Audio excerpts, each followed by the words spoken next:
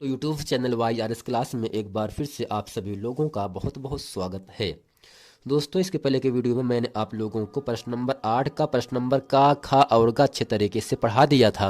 आज इस वीडियो में हम पढ़ेंगे प्रश्न नंबर 9 का खा गा घा और आना पाठ। दोस्तों, आइए चलते हैं हम प्रश्न नंबर का पढ़ते हैं और इसमें कहता क्या है और हमें करना क्या है। जैसा कि दोस्तों जितने भी प्रश्न हैं एग्जाम में 3 नंबर के लिए, 2 नंबर के लिए 2 नंबर और यहाँ से 2 नंबर और 2 नंबर की आपकी प्राप्ति होगी यदि आप इस प्रकार से लिखेंगे, तब जिस प्रकार से हम लिखेंगे। अब दोस्तों यहाँ से प्रश्न नंबर का आपके सामने कह रहा है, निम्नलिखित उपसर्गों में से किन्हीं तीन के मेल से एक एक शब्द बनाइए। पहला शब्द है अधि, निर, आ, अप, सु, खा है। निम्नलिखित में से किन्हीं दो प्रत्ययों का प्रयोग करके एक एक शब्द बनाइए। वट का बनाना है, पन है, ता है, आई है। प्रश्न नंबर ग फ्रेंड यहाँ से कह रहा है, निम्नलिखित में से किन्हीं दो के समास विग्रह कीजिए तथा समास का नाम बताइए या लिखिए। दोस्तों, पहला है कुबुद्धि, नवगिरह, अंशुमाली, उत्थान पतन। प्रश्न नंबर घ है, निम्नलिखित में से किन्हीं दो के तत्सम रूप लिखिए। पहला है कपूत, कलेश, माथा, मीत। और प्रश्न नंबर अड़ा यहाँ से कह रहा है, निम्नलिखित में से किन्हीं दो शब्दों के दो दो पर्यायवाची शब्द लिखिए। पहला इंद्र है, पत्थर है, बिजली है, तीर है। आइए दोस्तों चलते प्रश्न नंबर 9 के जितने भी पार्ट हैं सब इस वीडियो में अच्छे तरीके से हम सीखते हैं। अब दोस्तों करते क्या है, प्रश्न नंबर 9 के का में हम हेडिंग बनाते हैं। यहाँ से उपसर्ग दूसरी तरफ यहाँ पे बनाएंगे शब्द, यानी उपसर्ग के अधि है, निर है, आ है, अप है, सु है। इन शब्दों से हमें शब्द बनाना है जिसके पहले अधि, निर, आ, अप, सु शब्द लगा हो। जैसे दोस्तों यहाँ से अधि है ना, दोस्तों अधि में हम ऐसा कोई शब्द बना दे जिसका कुछ न कुछ अर्थ निकल जाए। दोस्तों अधि से हम बना सकते हैं यहाँ से अधिकार। क्या बनाएंगे दोस्तों? अधिकार। अब दोस्तों यहाँ से दूसरा शब्द आपके सामने यहाँ से आता है निर। दोस्तों निर से हम बना सकते हैं निर्बल, यानी कमजोर। निर्बल को ना सताइए जाकी मोटी हाय। दोस्तों अध से होता अधिकार, निर से होता है निर्बल। दोस्तों अगला आपका दोस्तों यहाँ से आ। दोस्तों आ से हो जाता है यहाँ से अपार, यानी जिसके आर पार देखा ना जा सके। अब दोस्तों अप से बना रहे हैं शब्द, अप से बना सकते हैं यहाँ से अपमान। अब दोस्तों क्या होगा? अपमान। जबकि सु से होता है यहाँ से सुयोग, सुयोग या सुकर्म, जैसा भी आपका मन चाहे। अधि का अधिकार, निर का निर्बल, आ का अपार, अप का अपमान, सु का सुयोग होता है। अब दोस्तों इसी के साथ प्रश्न नंबर 9 है। प्रश्न नंबर 9 में आपको इतना ही समझना है, ऐसा शब्द हमें लिखना है जिसकी अंत में वट, पन, ता, आई शब्द लगा हो। जैसे दोस्तों यहाँ से वट है ना, क्या है? वट। वट को हम लिख सकते हैं दिखावट, यहाँ से लिखेंगे दिखावट। जबकि दोस्तों इसकी अंत में वट शब्द आ रहा है, तो आपका जो वट है, आपका प्रत्यय, जो प्रत्यय होता है वो शब्दों के अंत में लगाया जाता है। अब दोस्तों यहाँ से पन है, तो पन को लिख सकते हैं बालपन या बालकपन। तो यहाँ से लिख देंगे हम बालपन। दोस्तों यहाँ से इसमें भी आपका आ रहा है पन। अगला दोस्तों आपका है, आपका यहाँ से ता। ता को लिख सकते हैं सुंदरता, सुंदरता। अगला फ्रेंड यहाँ से है आपका आई। आई को लिख सकते हैं यहाँ से लड़ाई। क्या होगा फ्रेंड? यहाँ से लड़ाई हो जाता है। यानी दोस्तों दिखावट में वट शब्द आपका प्रत्यय है, बालपन में पन है, सुंदरता में त है, और दोस्तों यहाँ से लड़ाई में आई शब्द आपका प्रत्यय शब्द छिपाया गया है। अब दोस्तों प्रश्न नंबर 9 का प्रश्न नंबर ग आपके सामने यहाँ से है। इसमें कॉलम बनाएंगे शब्द, समास विग्रह, समास का नाम। दोस्तों यहाँ से पहला शब्द आपके सामने यहाँ से है कुबुद्धि।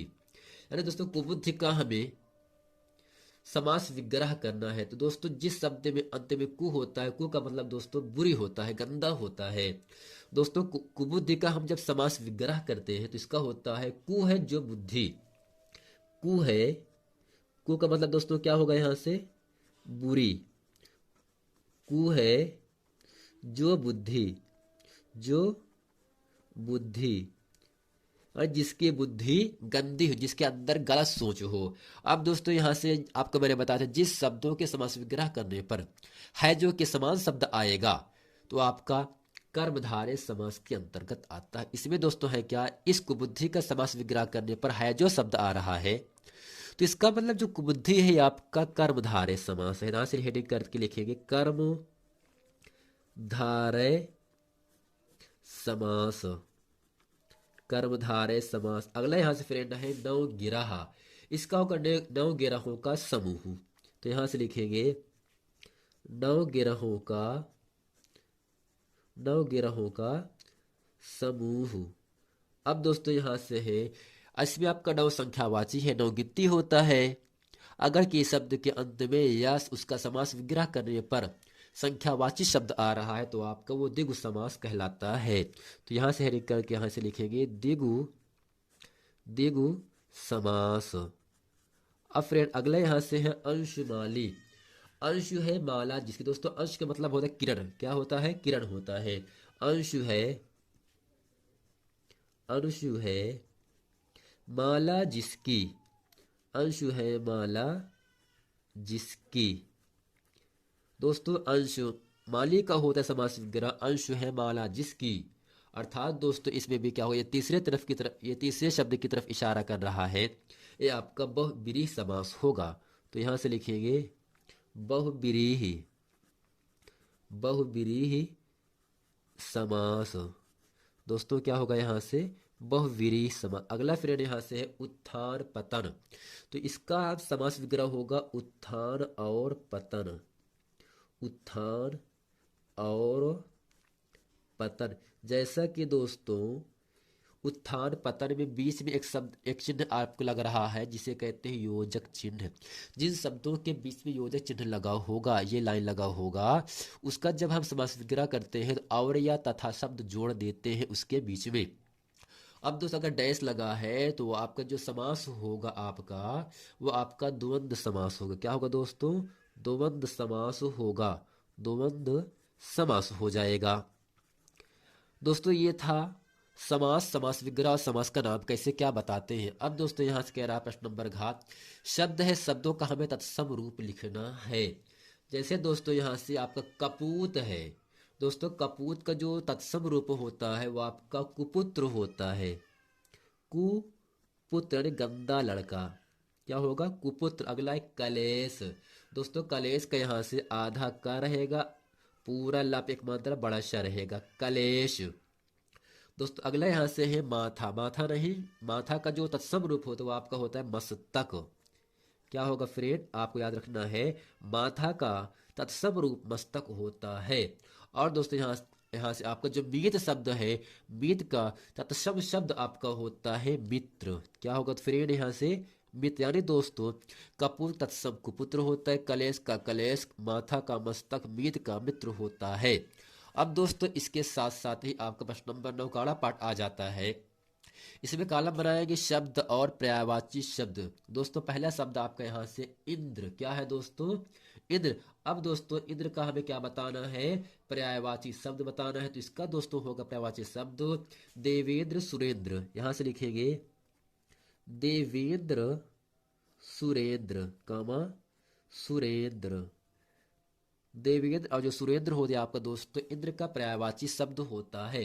दोस्तों अगला आपका है पत्थर। दोस्तों पत्थर को परस्तर या पाहन कहते हैं। तो यहां से हो जाएगा आपका परस्तर, कामा पाहन। परस्तर माने पत्थर, पाहन के माने भी पत्थर होता है। दोस्तों अगला यहाँ से बिजली। बिजली को हम दोस्तों कहते हैं चपला। क्या कहते हैं, चपला कहे या दामिनी कहे, दामिनी कहे, दोनों के माने होता है बिजली। अब दोस्तों अगला यहाँ से है आपका तीर। क्या है दोस्तों, तीर। और तीर का जो पर्यायवाची शब्द हो तो आपका होता है बाण या सायक। तो यहां से कर देंगे बाण, कामा हो जाएगा यहाँ से सायक। दोस्तों इसमें करना क्या है, केवल आपको समझना, इंद्र का पर्यायवाची शब्द होता है देवेंद्र सुरेंद्र, और यहाँ से पत्थर का परस्तर पाहन, बिजली का चपला दामिनी, तीर का बाण सायक होता है। फ्रेंड उम्मीद करते हैं इस पूरे वीडियो में प्रश्न नंबर 9 के जितने भी पार्ट हैं वो सभी प्रश्न आप लोग अच्छे तरीके समझ गए होंगे। मिलते हैं फ्रेंड नेक्स्ट वीडियो में, तब तक के लिए थैंक यू।